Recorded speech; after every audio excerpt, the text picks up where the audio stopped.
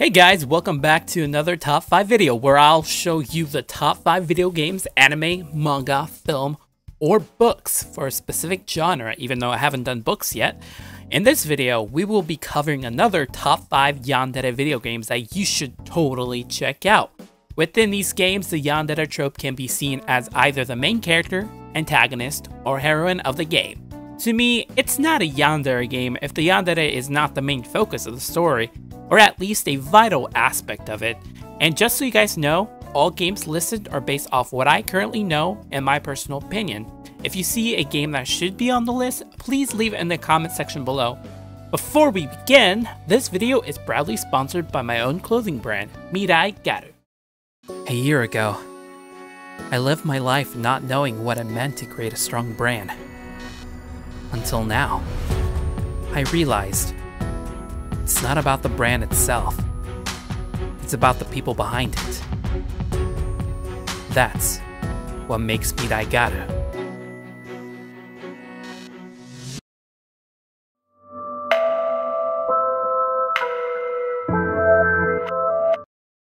Number 5. Shihori Escape. Author, Chiron. Release date, 2015.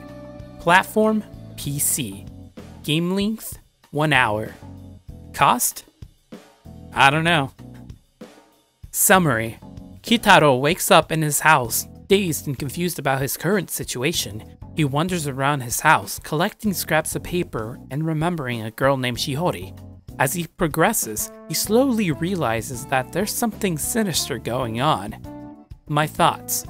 This game is one of those classic Chiron staples that every Chiron fan should play. The game itself is pretty short for what it is, and that's to be expected since a lot of these games are only about an hour or two with only 2 endings at most. Chiron did a pretty interesting take on gameplay for sure. Instead of going with the third-person drop-down view, he went with a more side-scrolling game. It makes this game very unique compared to the other games for sure. The story itself is pretty interesting to say the least. Kinda hard to understand, but it makes sense after uncovering hidden secrets around the house. Number 4. Yandere Escape. Author, Let Me Dwight / Marcel HD40. Release date, February 2020. Platform, Steam / PC. Game length, 1 hour. Cost, free. Summary. To escape from the facility, you have to go through doors that take you to 20 different rooms to work your way to the exit. But be careful, you are not always alone. The enemy is an insane psychopath who thinks you are her property and doesn't want to let you go. But if you don't want to mold into this hole, you have to take the next best opportunity to find the exit without getting caught by her. My thoughts. This game feels like a beta that was put together with different assets. Although the game itself is relatively short, the gameplay is very interesting and thrilling to say the least. You pretty much have to run to the exit before the yandere of the game catches you. It's as simple as that. The story is lacking, although the developer did mention that there's a summary in the game description on Steam. But regardless of that, I mean, it's a free game, so I would just pick it up and play it for a bit if I were you. Or at least if you're a big yandere fan and stuff, so. That's just my 2 cents on it.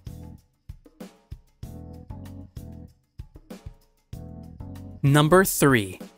The Girl with Vacant Eyes. Author, Moira Morgenstern. Release date, 2019. Platform, PC. Game length, about 30 minutes. Cost, totally free. Summary.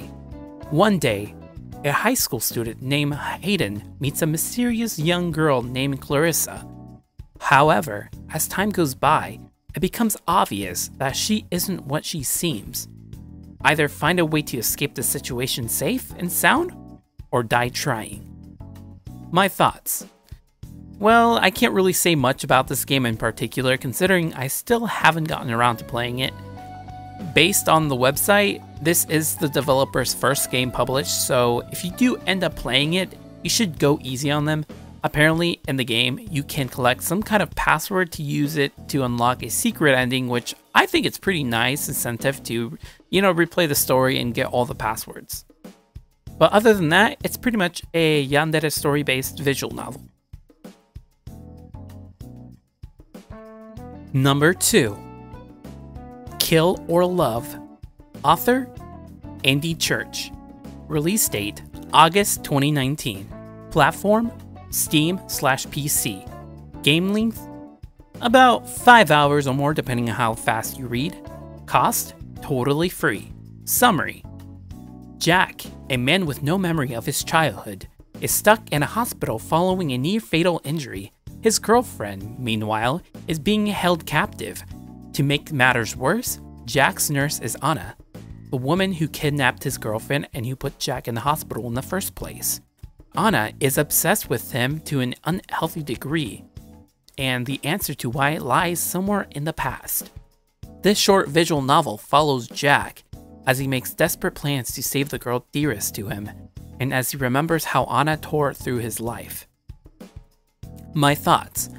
I actually streamed this game a couple of weeks ago, so if you haven't seen it, yeah, go check it out. Anyways, this game is totally a gem on Steam. The game story itself is very unique in comparison to other generic yandere stories. The main character is an introvert who has trouble talking to people and pretty much hates everybody. Then out of nowhere, this chick comes up to you and stalks you for some reason.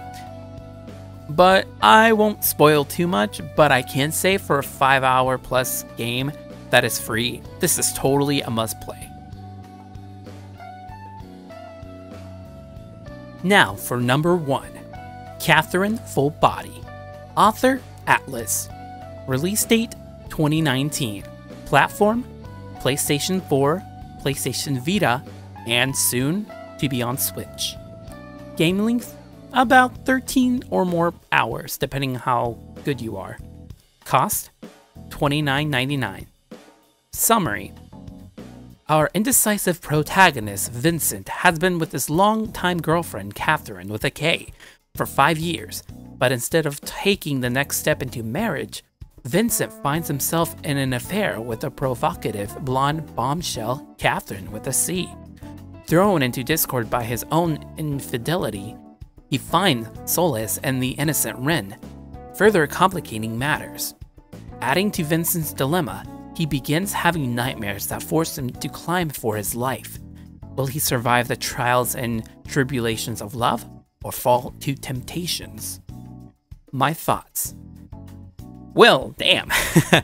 I don't know what to say about this game, except that this is one of my most beloved games that I constantly like to come back to and play, just because of how fun it is.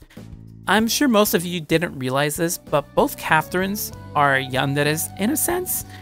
In a sense later depicted in the game, they both try to kill each other for Vincent's affection. This doesn't go too far in terms of stalking and stuff, but it's up there to be borderline yandere. Even if you don't think both Catherine characters are not yandere, the game itself is a really good game to play, especially if you like puzzle games that can give you a good challenge.